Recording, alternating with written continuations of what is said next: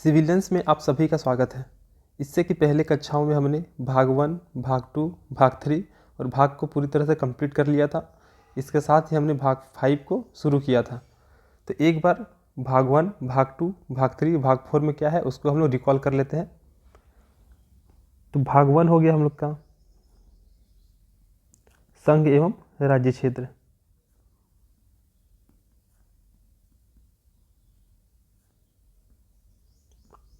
जो कि आर्टिकल 1 से लेके 4 के बीच में आता है।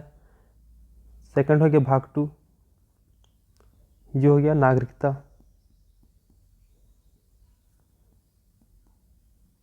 जो कि भाग 5 से लेके 11 तक आता है।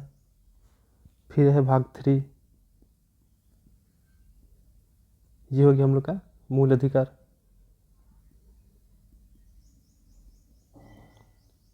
ये हम लोग का आर्टिकल 12 से लेके 35 के बीच में आता है। फिर था भाग 4, इसमें आ गया हम लोग का राज्य के नीति निर्देशक तत्व।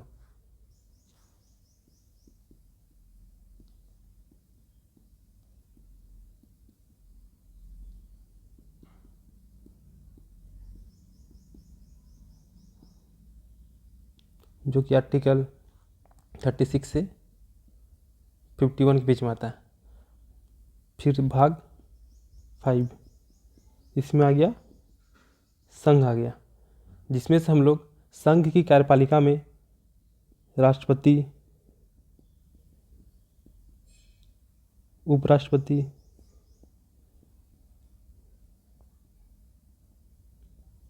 प्रधानमंत्री और महान्यायवादी को कंप्लीट कर लिए हैं।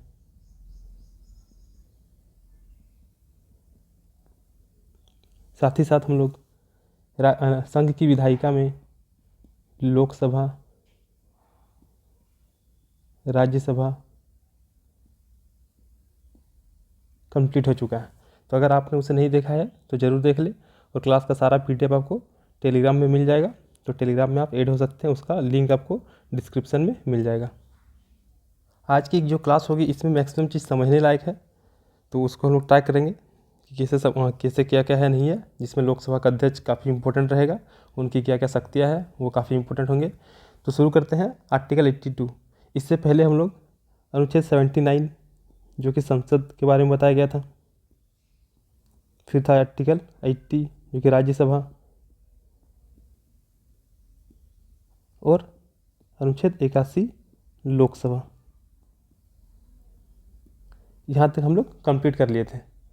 अब है साथ ही हमने देखा था कि राज्यसभा का सदस्य बनने के लिए क्या योग्यता होनी चाहिए, लोकसभा का सदस्य बनने के लिए क्या योग्यता होना चाहिए। अब है अनुच्छेद 82, जिसमें क्या बताया गया है कि लोकसभा के सीटों का आवंटन और प्रत्येक राज्य के निर्वाचन क्षेत्र में विभाजन को प्रत्येक जनगणना के पुनः समायोजित किया जाएगा, और वर्तमान में सीटों की संख्या जो 1971 की जनगणना पर आधारित है। यानी कि लोकसभा के सीटों का आवंटन कैसे होगा, किस प्रकार होगा, ये आर्टिकल 82 में बताया गया है, और वर्तमान समय में 1971 की जनगणना के आधार पर लोकसभा के सीटों का आवंटन किया गया। हम लोग पढ़े थे कि लोकसभा में अधिकतम सीटों की संख्या 552 हो सकती है, जिसमें से हम लोग का राज्य आ जाएंगे और केंद्र शासित प्रदेश भी आ जाएंगे, प्लस इसमें से आपका वो सारे सदस्य भी आएंगे जिनको राष्ट्रपति मनोनीत करते हैं। फिर आता है अनुच्छेद 83, लोकसभा और विधानसभा का कार्यकाल 5 वर्ष होगा। लोकसभा और विधानसभा का कार्यकाल, इसको एक बार फिर से देख लेते हैं। लोकसभा बोलने का मतलब है कि अगर ये हम लोग का हो गया संसद भवन हो गया, तो इसका एक हिस्सा हो गया लोकसभा और एक हिस्सा हो गया राज्यसभा हो गया, जो कि संघ में आएगा। और इसी प्रकार आता है हम लोग का विधान मंडल आता है, जो कि राज्य के लिए होता है। एक साइड होता है हम लोग का विधानसभा, और सेकंड साइड हो गया हम लोग का विधान परिषद। तो लोकसभा यानी कि संसद का एक अंग है, लोकसभा हो गया, और विधानसभा जो कि राज्य के लिए आता है। तो लोकसभा और विधानसभा दोनों का कार्यकाल कितना होगा, 5 वर्ष का होगा। ऐसा अनुच्छेद 83 में बताया गया। आर्टिकल अगर ये दोनों याद नहीं रहता तो कोई दिक्कत हम लोग को होने वाली नहीं है। बस ध्यान देना है कि लोकसभा और विधानसभा का कार्यकाल 5 वर्ष होगा। वहीं राज्यसभा का कार्यकाल जो था वो हम लोग देखे थे 6 वर्ष का था। अब है अनुच्छेद 83 का 2, ये क्या बोलता है कि विधानसभा का कार्यकाल एक बार में 1 साल ही बढ़ाया जा सकता है। ये ध्यान देना है कि अगर आर्टिकल याद नहीं है तो कोई दिक्कत नहीं है, लेकिन ये ध्यान देना है कि विधानसभा का जो कार्यकाल है वो एक बार में 1 साल ही बढ़ाया जाता है। इसी प्रकार लोकसभा का भी कार्यकाल अगर किसी कारणवश अगर बढ़ाना हो तो वो मैक्सिमम 1 साल तक ही बढ़ाया जा सकता है। अनुच्छेद 85 में क्या है, इसके सत्र के लिए आहूत यानी कि बुलाना तथा सत्रावसन यानी कि सत्र को ख़त्म करने की चर्चा है। तो सत्राहूत क्या है और सत्रावसन क्या है उसको देखते हैं। तो सत्र का आहूत यानी कि राष्ट्रपति जब विधेयक बनाने के लिए लोकसभा तथा राज्यसभा के सदस्यों को बुलाते हैं तो इसे सत्राहूत कहते हैं। यानी कि कोई भी कानून अगर बनाना हो, कोई भी विधेयक अगर पारित कराना हो तो उसके लिए राष्ट्रपति लोकसभा और राज्यसभा के सदस्यों को बुलाते हैं, यानी कि आहूत। तो आहूत मतलब बुलाना, तो जब उनको बुलाते हैं तो उसी को क्या बोलते हैं, सत्र का आहूत। तो सत्र का आहूत क्या हो गया, जब राष्ट्रपति को कोई भी विधेयक बनाना होता है तो लोकसभा और राज्यसभा के जो सदस्यों को बुलाते हैं तो उसको सत्राहूत कहते हैं। और इसी प्रकार एक आता है हम लोग का सत्रावसन आता है। तो सत्रावसन में क्या होता है कि जब कोई भी विधेयक कानून बन जाता है तो राष्ट्रपति जो भी सांसद सब जहाँ से भी आए थे, जिस क्षेत्र से आए थे, उनको वापस भेज देते हैं। तो जब दोनों सदन कानून बना लेता है, दोनों सदन बोलने का मतलब है लोकसभा और राज्यसभा, तो जब दोनों सदन कानून बना लेते हैं तो राष्ट्रपति सत्र को समाप्त कर सभी सदस्यों को वापस अपने क्षेत्र भेज देते हैं। बस ये दोनों समझना था कि सत्राहूत क्या है और सत्रावसन क्या है। तो सत्राहूत क्या हो गया कि जब कोई कानून बनाना होता है तो राष्ट्रपति सभी सदस्यों को बुलाते हैं, और सत्रावसन क्या होता है कि जब कानून बन जाता है तो राष्ट्रपति सभी सदस्यों को वापस अपने क्षेत्र में भेज देते हैं। अब है कि भारत संसद की 3 सत्र है, इसको ध्यान देना है कि 3 सत्र है। एक आ गया बजट सत्र, सेकंड आ गया मानसून सत्र और तीसरा आ गया शीतकालीन सत्र, जिसमें से सबसे बड़ा जो होता है हम लोग का बजट सत्र होता है। ये ध्यान देना कि संसद में 3 सत्र आते हैं, एक बजट सत्र, एक मानसून सत्र और एक शीतकालीन सत्र, जिसमें से बजट सत्र जो है वो सबसे बड़ा होता है, इसका टाइम पीरियड सबसे लंबा होता है। संसद के किन्हीं 2 सत्रों के बीच अधिकतम 6 माह का अंतराल होता है। इसको ध्यान देना है कि 3 सत्र है, बजट सत्र, मानसून सत्र और शीतकालीन सत्र। तो कोई भी जो 2 सत्र होगा उनके बीच का अधिकतम अंतराल 6 माह का होगा, यानी कि साल में 2 बार बैठक होगा। 6 महीने करके 12 महीना, तो साल में 2 बार बैठक होगा। तो संसद के किन्हीं 2 सत्रों के बीच का अधिकतम अंतराल कितना होगा, 6 माह होगा। इसको ध्यान देना है। जब संसद का सत्र नहीं होता है तब अस्थायी कानून कौन बनाता है, तो राष्ट्रपति बनाता है। इसको भी ध्यान देना है। तो क्या क्या आ गया कि संसद में 3 सत्र हैं, एक बजट सत्र, मानसून सत्र और शीतकालीन सत्र, जिसमें से सबसे लंबा टाइम पीरियड किसका है, बजट सत्र का है। अगर संसद का कार्यवाही नहीं हो रहा है, यानी कि सत्र नहीं चल रहा है, तो उस समय अस्थायी कानून, ये अस्थायी रूप से नहीं होगा, तो अस्थायी कानून कौन बनाता है, राष्ट्रपति बनाता है। और सत्र के बीच का अधिकतम अंतराल कितना होगा, तो 6 महीने का होगा। अब है अनुच्छेद 86, तो राष्ट्रपति का अभिभाषण। अनुच्छेद 86 में बताया गया है कि राष्ट्रपति का अभिभाषण क्या होगा। तो राष्ट्रपति का अभिभाषण प्रत्येक वर्ष संसद की पहली बैठक अर्थात बजट सत्र की पहली बैठक में दोनों सदनों को संयुक्त रूप से संबोधित करते हैं। तो यहाँ पे 2 चीज़ है, एक है कि राष्ट्रपति का अभिभाषण और एक है राष्ट्रपति का विशेष अभिभाषण। तो राष्ट्रपति का अभिभाषण क्या हो गया कि प्रत्येक वर्ष का पहला बैठक जो होगा, यानी कि पहले क्या होगा, बजट सत्र होगा, तो प्रत्येक वर्ष के बजट सत्र में दोनों सदनों को संयुक्त रूप से वो संबोधित करते हैं। ऐसा आर्टिकल 86 में बताया गया है, जो कि राष्ट्रपति का अभिभाषण है। तो राष्ट्रपति का अभिभाषण में क्या हो गया कि राष्ट्रपति प्रत्येक वर्ष संसद की पहली बैठक में दोनों सदन को संयुक्त रूप से, दोनों सदन मतलब लोकसभा और राज्यसभा को संयुक्त रूप से संबोधित करते हैं। और आर्टिकल 87 क्या बोलता है, राष्ट्रपति का विशेष अभिभाषण। तो विशेष अभिभाषण में क्या है कि 5 साल के बाद जो नवनिर्वाचित लोकसभा की पहली बैठक को संयुक्त रूप से राष्ट्रपति संबोधित करते हैं। तो राष्ट्रपति के अभिभाषण में प्रत्येक साल का बात कर रहा कि प्रत्येक साल का जो पहला बैठक होगा उस पर राष्ट्रपति दोनों सदनों को संयुक्त रूप से संबोधित करेंगे। और आर्टिकल 87 क्या बोलता है कि 5 साल बाद जब लोकसभा फिर से निर्वाचित होकर आएंगे तो वहाँ पे संयुक्त रूप से राष्ट्रपति सबको संबोधित करेंगे। तो ये हो गया आर्टिकल 86 और आर्टिकल 87। अब अनुच्छेद 88, इसमें क्या है कि सदन में मंत्री तथा महान्यायवादी का विशेष प्रावधान है, जिसके तहत महान्यायवादी किसी भी सदन में बोल सकता है किंतु मतदान नहीं कर सकता है। मंत्री अपने सदन में जाकर वोट करता है जिस सदन का वो सदस्य होता है। तो अनुच्छेद 88 में क्या बता रहा है कि जो महान्यायवादी होंगे,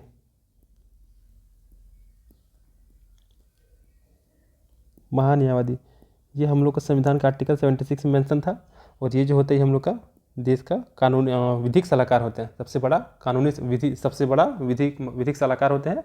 और इनकी योग्यता क्या थी, तो ये न्यायाधीश के उच्चतम न्यायालय के न्यायाधीश के बराबर की योग्यता रखते हैं। तो आर्टिकल 88 में क्या बताया गया है कि महान्यायवादी जो होते हैं वे किसी भी सदन में, यानी कि लोकसभा या फिर राज्यसभा, दोनों सदन में से किसी भी सदन में जाके वो बोल सकते हैं, लेकिन मतदान करने के इनको अधिकार नहीं है, ये मतदान नहीं कर सकते हैं। इसी प्रकार मंत्री जो है वो किसी भी सदन में बैठ सकते हैं, लोकसभा में या फिर राज्यसभा में, लेकिन जब उनको वोटिंग करना होता है तो उस स्थिति में वो जिस सदन के हैं, अगर लोकसभा के हैं तो वे लोकसभा वापस चल जाएंगे, और अगर राज्यसभा के हैं तो राज्यसभा वापस जाएंगे। यानी कुल मिला के है कि मंत्री किसी भी सदन में जाकर बैठ सकते हैं, भाषण दे सकते हैं, लेकिन अगर उनको मतदान करना होगा तो उनको अपना सदन जाना होगा, वे जिस सदन से बिलोंग करते हैं। उसी प्रकार महान्यायवादी किसी भी सदन में जाके बैठ सकते हैं, अभिभाषण दे सकते हैं, लेकिन महान्यायवादी को मतदान देने का अधिकार नहीं है। इसको ध्यान देना है, क्योंकि ये वाला जो चीज़ है हम लोग का सीजीएल की, अभी जो सीजीएल की एग्जाम हुआ उसमें महान्यायवादी वाला क्वेश्चन आ चुका है। तो अनुच्छेद 88 में बताया गया कि महान्यायवादी या फिर मंत्री किसी भी सदन में जाके भाषण दे सकते हैं, बैठ सकते हैं, लेकिन महान्यायवादी के केस में क्या होगा कि वो मतदान नहीं कर सकते हैं, लेकिन मंत्री क्या होगी, अगर वो मतदान करेंगे तो अपना सदन में जाके करेंगे। ये हो गया हम लोग का अनुच्छेद 88।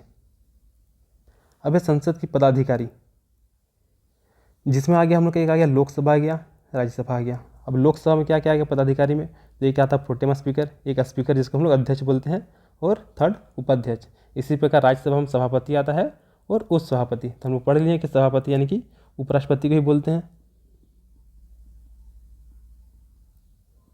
तो संसद के पदाधिकारी में हम लोग का मुख्य रूप से फोकस रहेगा स्पीकर पे, कि स्पीकर यानी कि अध्यक्ष का क्या क्या पावर है, वो कैसे नियुक्त होते हैं या फिर क्या होता है उनके साथ, कैसे वो उनको पद से हटाया जा सकता है, वो सारा पढ़ेंगे हम लोग। तो अभी तक हम लोग जो देखें उसको एक बार रिकॉल कर लेते हैं। तो अभी तक हम लोग मुख्य रूप से देखें क्या कि अगर विधानसभा का कार्यकाल अगर किसी कारणवश बढ़ाना हो तो वो मैक्सिमम 1 साल तक बढ़ाया जा सकता है। उसके बाद क्या हो गया कि राष्ट्रपति 2 चीज़ देखें, एक सत्र का आहूत देखें और एक सत्रावसन देखें। तो सत्राहूत क्या हो गया कि राष्ट्रपति को जब कोई कानून बनाना होता है तो वे सभी मंत्री को बुलाते हैं, वही हो गया सत्राहूत। सत्रावसन क्या हो गया कि जब कानून बन जाता है तो राष्ट्रपति सभी मंत्रियों को अपने अपने क्षेत्र वापस भेज देते हैं, वो हो गया सत्रावसन। फिर हम लोग देखें कि संसद का 3 सत्र था, एक हो गया हम लोग का बजट सत्र जो कि सबसे बड़ा था, फिर मानसून सत्र और शीतकालीन सत्र। फिर आएगा राष्ट्रपति का अभिभाषण देखें हम लोग, और एक राष्ट्रपति का विशेष अभिभाषण देखें। तो राष्ट्रपति के अभिभाषण में क्या था कि संसद की प्रत्येक वर्ष के जो पहला बैठक होगा उसमें राष्ट्रपति सभी को संयुक्त रूप से संबोधित करेंगे। और राष्ट्रपति के विशेष अभिभाषण में क्या था कि 5 वर्ष के बाद जो नया निर्वाचित होकर लोकसभा जो आएगा वहाँ पे राष्ट्रपति संयुक्त रूप से सबको संबोधित करेंगे। और महान्यायवादी और मंत्री जो है वो किसी भी सदन में बैठ सकते हैं, भाषण दे सकते हैं, लेकिन अगर मतदान करना हो तो मंत्री अपने सदन में जाकर मतदान करेंगे, जबकि महान्यायवादी को मतदान करने का अधिकार नहीं है। अब आता है हम लोग का लोकसभा में प्रोटेम स्पीकर, उपाध्यक्ष क्या है। तो 1953 में संसद के पदाधिकारियों का वेतन एवं भत्ता अधिनियम पारित किया, और 2018 में संसद ने राज्यसभा के सभापति का वेतन 2.5 लाख प्रति माह से बढ़ाकर 4 लाख प्रति माह कर दिया। उतना ज़्यादा इंपॉर्टेंट नहीं है, बस एक बार पढ़ लेना है कि 1953 में संसद ने संसद के पदाधिकारियों का वेतन एवं भत्ता अधिनियम पारित किया। तो वेतन और भत्ता अधिनियम कब पारित हुआ, 1953 में। और 2018 में जो राज्यसभा का सभापति बोलने का मतलब है उपराष्ट्रपति, तो उपराष्ट्रपति का वेतन जो है वो हम लोग का 2.5 लाख था, जिसको बढ़ा के 4 लाख कर दिया गया है। अब लोकसभा का अध्यक्ष, इसको पढ़ देंगे तो साथ ही साथ हम लोग को बहुत सारा चीज़ याद हो जाएगा, कुछ उतना इसमें तामझाम नहीं है। तो देखते हैं कि लोकसभा का अध्यक्ष कौन है, कैसे बनते हैं। तो भारत में वर्ष 1921 में अध्यक्ष और उपाध्यक्ष के पद का सृजन किया गया है, जो कि मोंटेग्यू चेम्सफोर्ड सुधार के अंतर्गत किया गया है। तो मोंटेग्यू चेम्सफोर्ड 1919 में हुआ था। तो 1921 में अध्यक्ष और उपाध्यक्ष का पद सृजन किया गया है। उस समय इनको प्रेसिडेंट तथा डिप्टी प्रेसिडेंट कहा जाता था, और यही व्यवस्था 1947 तक चली। तो हम लोग को ये दोनों जो चीज़ है ये याद रखने की आवश्यकता नहीं है, बस इसका थोड़ा सा पास्ट कैसे था उसको बता दिए कि 1921 में अध्यक्ष और उपाध्यक्ष का पद मोंटेग्यू चेम्सफोर्ड सुधार के अंतर्गत किया गया था। और उस समय इसको प्रेसिडेंट और डिप्टी प्रेसिडेंट यानी कि अध्यक्ष को प्रेसिडेंट और उपाध्यक्ष को डिप्टी प्रेसिडेंट कहा जाता था, और यह व्यवस्था 1947 तक चली।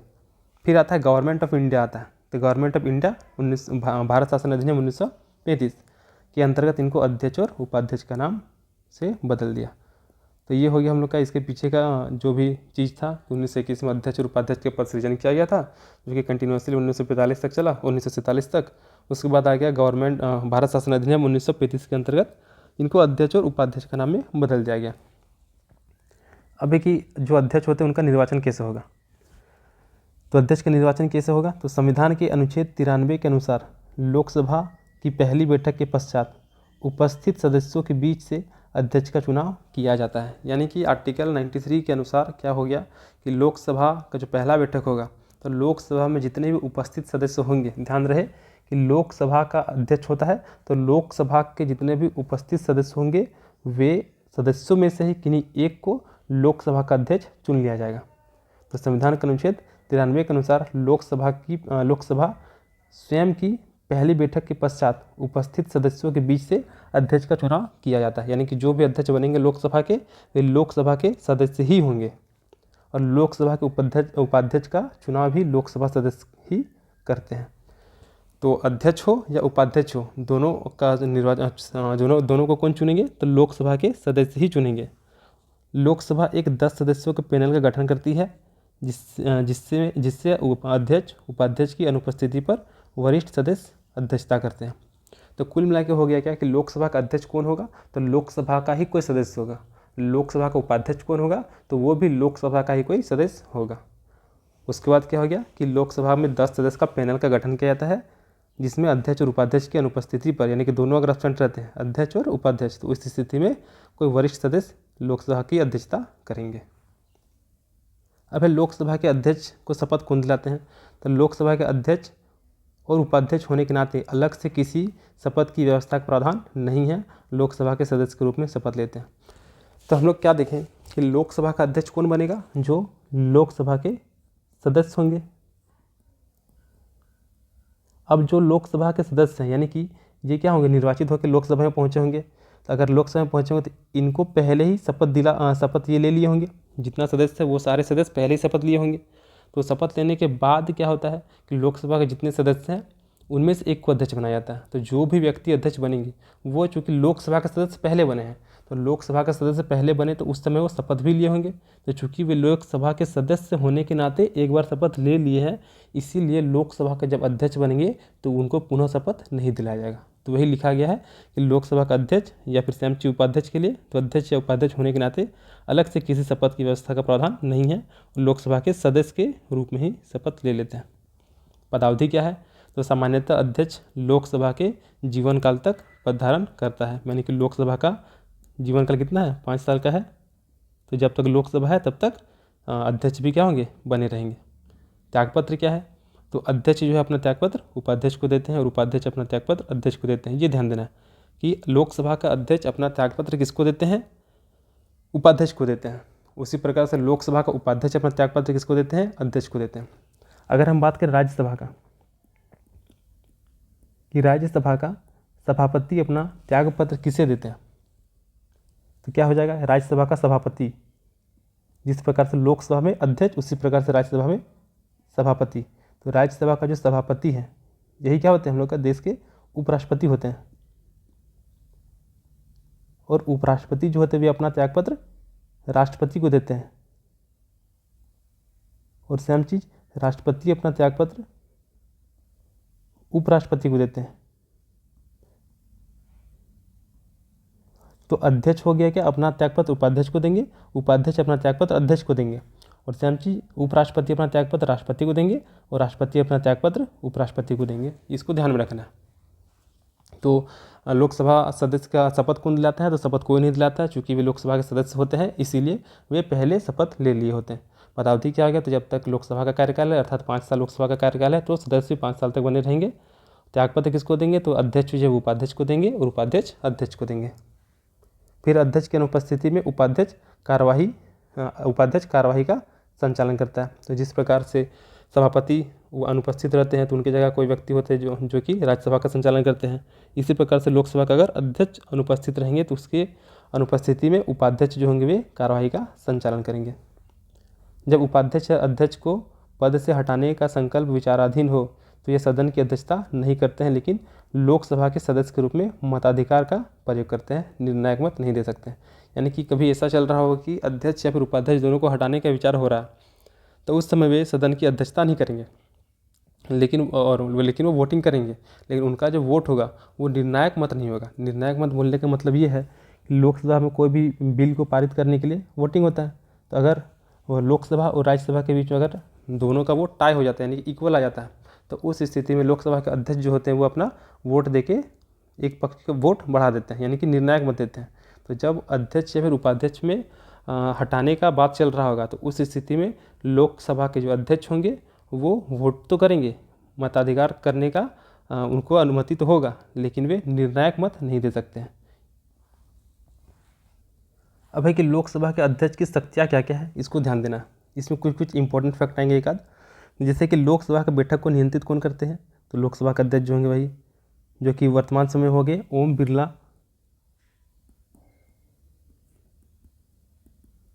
वर्तमान में लोकसभा के अध्यक्ष हो गए ओम बिरला। तो लोकसभा के बैठक को नियंत्रित करते हैं।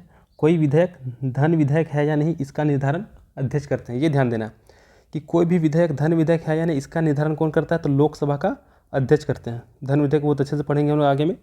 तो कोई भी विधेयक धन विधेयक है या नहीं, इसका निर्धारण कौन करता है, लोकसभा के अध्यक्ष करते हैं। गणपूर्ति जो कि 1/10 होता है, इसको भी हम पढ़ेंगे, हम लोग आर्टिकल 100 में पढ़ेंगे। तो गणपूर्ति के अभाव में लोकसभा की कार्यवाही को अध्यक्ष रोक देते हैं, यानी कि एक कोरम होता है कि इतना सदस्य की उपस्थिति होना चाहिए तो ही जाके हम लोग लोकसभा की कार्यवाही को आगे करेंगे। तो अगर उतना सदस्य उपस्थित नहीं होता है तो उस स्थिति में लोकसभा के अध्यक्ष क्या करते हैं, कार्यवाही को रोक देते हैं। तो कोई विधेयक धन विधेयक है या नहीं, इसका निर्धारण कौन करते हैं, लोकसभा के अध्यक्ष। अगर गणपूर्ति अगर नहीं हो रहा है तो उस स्थिति में कार्यवाही को रोकने का अधिकार किनके पास है, अध्यक्ष के पास है। लोकसभा के बैठक को नियंत्रित कौन करते हैं, अध्यक्ष करते हैं। संयुक्त अधिवेशन की अध्यक्षता लोकसभा अध्यक्ष करते हैं। संयुक्त अधिवेशन यानी कि लोकसभा और राज्यसभा दोनों को एक साथ बिठाया जाता है और संयुक्त अधिवेशन बुलाते कौन है, राष्ट्रपति बुलाते हैं। तो उस स्थिति में भी अध्यक्षता कौन करेंगे, तो लोकसभा के अध्यक्ष करेंगे। फिर संसद के विभिन्न समितियों के सदस्यों की नियुक्ति अध्यक्ष करेंगे। विभिन्न समिति में हम लोग बहुत सारा समिति पढ़ेंगे आने वाले क्लासेस में। तो जो भी समिति होगा उसका नियुक्ति उनके सदस्यों की नियुक्ति कौन करेंगे, तो लोकसभा के अध्यक्ष करेंगे। अध्यक्ष अपने मत का प्रयोग नहीं करते हैं, किंतु पक्ष तथा विपक्ष के मत बराबर होने पर निर्णायक मत देते हैं। तो अभी हम लोग वही पढ़ें कि जब अध्यक्ष पर हम अध्यक्ष को हटाने के बाद क्या जाता है, यानी कि जब उनको हटाने के लिए संकल्प विचाराधीन होते हैं, तो उस स्थिति में अध्यक्ष को मताधिकार करने का अधिकार तो होता है, लेकिन वे निर्णायक मत नहीं दे सकते हैं। वही वाला यहाँ पर लिखा गया है कि जब पक्ष और विपक्ष का मत बराबर हो, यानी कि लोकसभा और राज्यसभा इन दोनों का मत बराबर हो जाएगा, तो उस स्थिति में लोकसभा के अध्यक्ष जो होंगे वो अपना, जैसे कि मान लेते हैं यहाँ पे लोकसभा में 50 मत आ गया और राज्यसभा में 50 मत आ गया। अब क्या हो गया कि दोनों का टाई हो गया, तो अभी तक क्लियर नहीं हुआ कि कोई कानून बनाना है कि नहीं बनाना है, क्योंकि दोनों केस इक्वल हो गया। तो इस स्थिति में लोकसभा के अध्यक्ष जो है वो अपना वोट डालते हैं। तो अगर वे लोकसभा में डालेंगे तो ये कितना हो जाएगा, 50 पहले से था और अध्यक्ष एक वोट देंगे तो 51 हो जाएगा, यानी कि लोकसभा में 50 जबकि राज्यसभा में 51, तो वोटिंग इधर ज़्यादा हो गया, तो राज्यसभा जो बोलेंगे वो वाला पारित हो जाएगा। तो अध्यक्ष अपने मत का प्रयोग नहीं करते हैं, किंतु जब पक्ष और विपक्ष का मत बराबर हो जाता है, यानी कि ऐसा स्थिति आ जाता है, तो उस समय निर्णायक मत देते हैं। अनुशासनहीनता करने पर सदस्यों को निलंबित कर देते हैं। यदि कोई सदस्य बिना अनुमति के लगातार 60 दिनों तक अनुपस्थित है तो उसकी सदस्यता रद्द कर दी जाती है। ये ध्यान देना है कि 60 दिन तक अगर कोई भी सदस्य अगर अनुपस्थित हैं बिना अनुमति के, तो उस स्थिति में उनकी सदस्यता रद्द करने का अधिकार किसको दिया गया है, तो राष्ट्रपति को दिया गया है, अध्यक्ष को दिया गया है, लोकसभा अध्यक्ष को। और दल बदल के आधार पर सदस्यता रद्द कर देना। दल बदल क्या है, इसको पढ़ेंगे। तो यहाँ पे प्रमुख चीज़ क्या आ गया कि लोकसभा का बैठक जो है उसको नियंत्रित कौन करते हैं, तो लोकसभा का अध्यक्ष करते हैं। सेकंड चीज़ क्या आ गया कि कोई विधेयक धन विधेयक है या नहीं, ये भी कौन डिसाइड करते हैं, तो लोकसभा के अध्यक्ष डिसाइड करते हैं। अगर गणपूर्ति यानी कि कोरम 1/10 अगर उपस्थित नहीं है, यानी कितना सदस्य अगर उपस्थित नहीं है, तो लोकसभा की कार्यवाही को रोकने का अधिकार किनके पास है, अध्यक्ष के पास है। अगर संयुक्त अधिवेशन होता है, संयुक्त अधिवेशन, तो संयुक्त अधिवेशन में भी अध्यक्षता कौन करते हैं, तो लोकसभा के अध्यक्ष करते हैं। बहुत सारा समिति होगा अभी, तो बहुत सारा समितियों के सदस्यों की नियुक्ति कौन करते हैं, तो लोकसभा के अध्यक्ष करते हैं। ये अपना नॉर्मली अपना वोटिंग नहीं देते हैं, परंतु निर्णायक मत देने का अधिकार इन्हीं के पास है, तो ये निर्णायक मत देते हैं।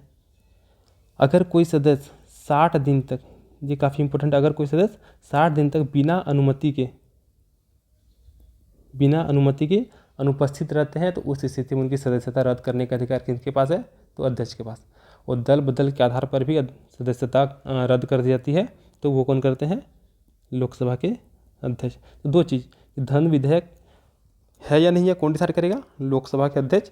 और कोई भी सदस्य अगर 60 दिन तक अनुपस्थित रहते हैं बिना अनुमति के तो उनकी भी सदस्यता कौन रद्द करेंगे? तो लोकसभा के अध्यक्ष। अब आता है प्रोटेम स्पीकर। तो प्रोटेम स्पीकर अनुच्छेद 99 के अनुसार लोकसभा सदस्य राष्ट्रपति या उसके द्वारा नियुक्त व्यक्ति के समक्ष शपथ लेंगे।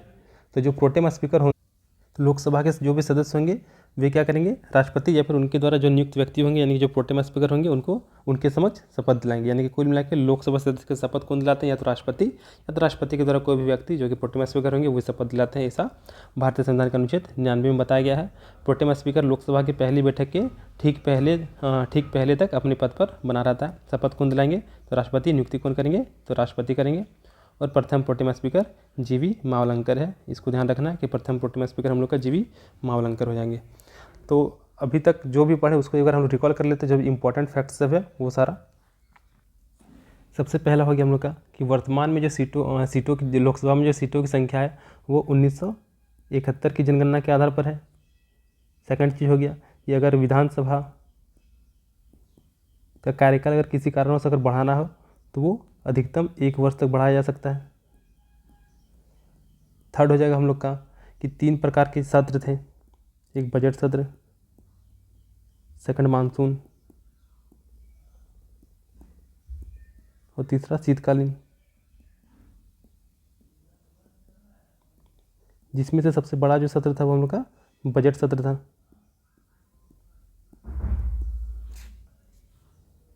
किन्हीं भी 2 सत्र के बीच में अधिकतम गैप कितना? 6 माह का होना चाहिए था। फिर हम लोग देखें महान्यायवादी के बारे में। तो महान्यायवादी के बारे में क्या था कि ये जो है ये किसी भी सदन में यानी कि लोकसभा या फिर राज्यसभा किसी भी सदन में जाके ये बैठ सकते हैं, वहाँ पे भाषण दे सकते हैं, लेकिन इनको मतदान करने का अधिकार नहीं था। फिर आया हम लोग का लोकसभा का अध्यक्ष आ गए, जो कि 1953 में संसद अधिनियम जो कि 1953 में संसद ने संसद के पदाधिकारी के लिए वेतन और भत्ता अधिनियम पारित किया था। और वर्तमान इनका वेतन जो कि 2018 में राज्यसभा के सभापति के लिए 4 लाख रुपये प्रति माह कर दिया गया है।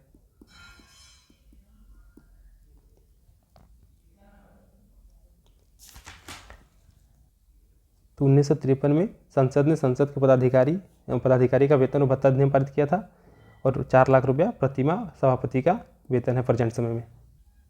अब अध्यक्ष, तो अध्यक्ष का निर्वाचन कैसे होता है? तो जो लोकसभा के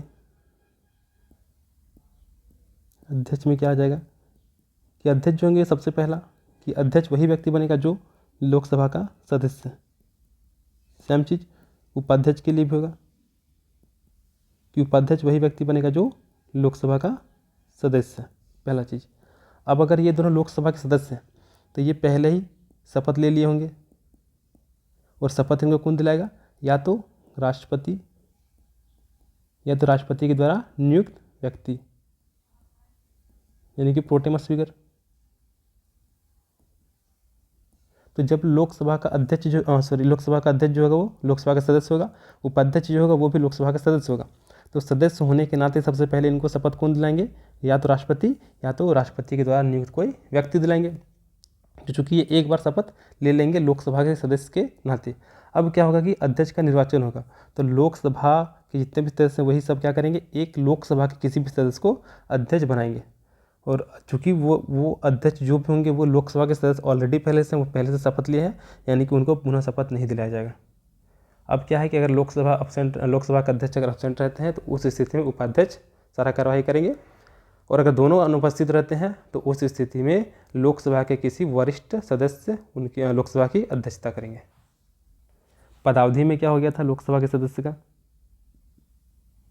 तो जितना साल लोकसभा का कार्यकाल होगा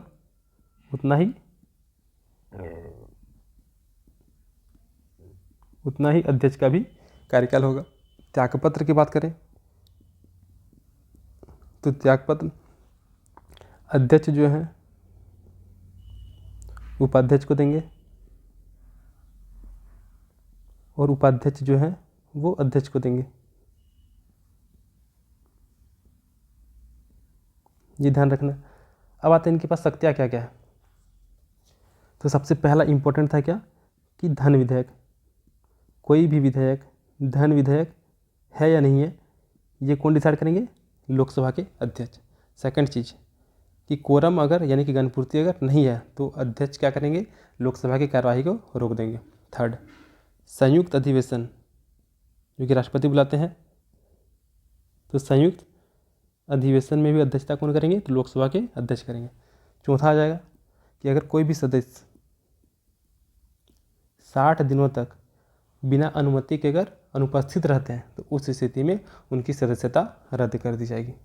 तो ये कुछ ये मोटा मोटी फैक्ट जो कि आज के क्लास में इम्पोर्टेंट था वो सारा चीज़ यहाँ पे हो गया। अब एक डाउट था कि संविधान का आत्मा किसको कहा जाता है? तो सिंपल सा है कि अगर संविधान का आत्मा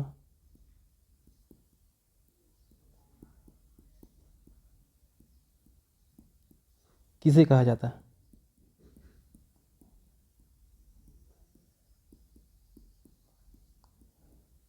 तो डॉक्टर भीमराव अंबेडकर ने आर्टिकल 32 के बारे में बताए थे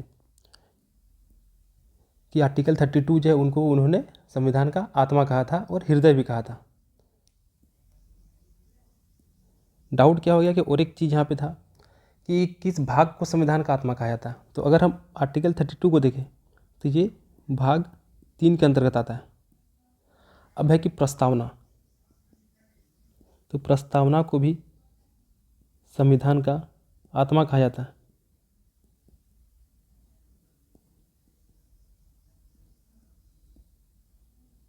तो प्रस्तावना को भी संविधान का आत्मा कहा जाता है। तो यहाँ पे क्या हो गया कि किस आर्टिकल को संविधान का आत्मा कहा जाता है? तो आर्टिकल 32 जो कि भाग 3 के अंतर्गत आता है।